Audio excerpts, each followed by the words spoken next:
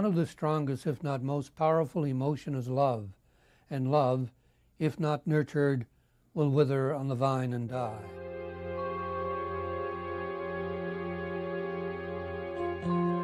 So let the journey begin to a place where love is everlasting, even beyond the grave. In 1890, a St. John, New Brunswick doctor was in love with a pretty young lady. So the doctor built a beautiful brick mansion for his bride-to-be. Oh, but love is fickle at times. She said no. The good doctor was too old, all of 28. In time, though, she came around, and they were married 3 years later, had 4 children, and lived happily until his death. The grieving widow then sold the mansion, perhaps by impulse, over the loss of her love. Today, it's known as Parker House Inn and is operated by Kathy Wyatt and Gary Golding.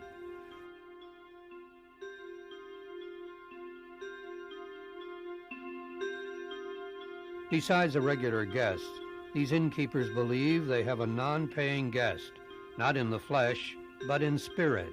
Some extraordinary and unexplained things have been happening. There is a feeling that there is another dimension within the inn, and that something or someone is in that space. Even the innkeeper's dog is upset at times. It's as if he's aware of something not quite normal is inside the old mansion.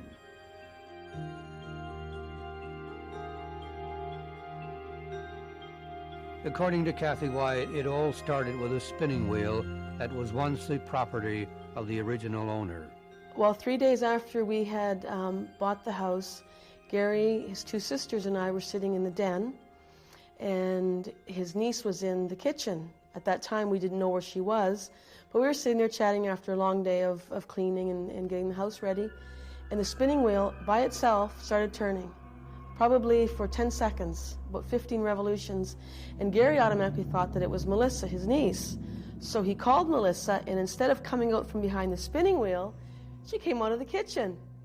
So we knew then that we weren't alone.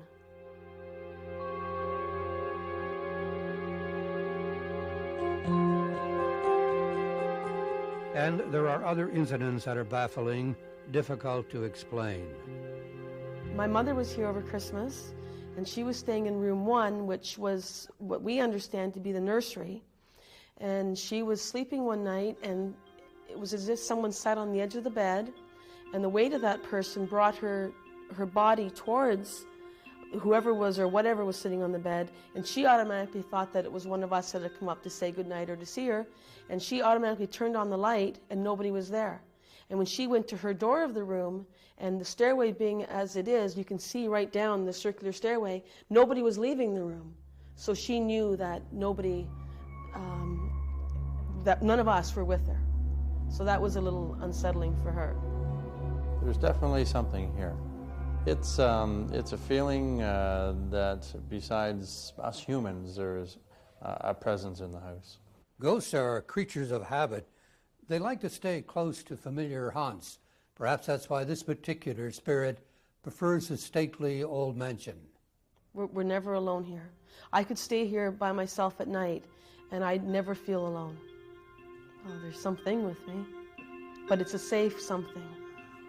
It's not a frightening. It's a safe, warm, comforting something that it's like maybe like a mother, taking care of her home and her kids.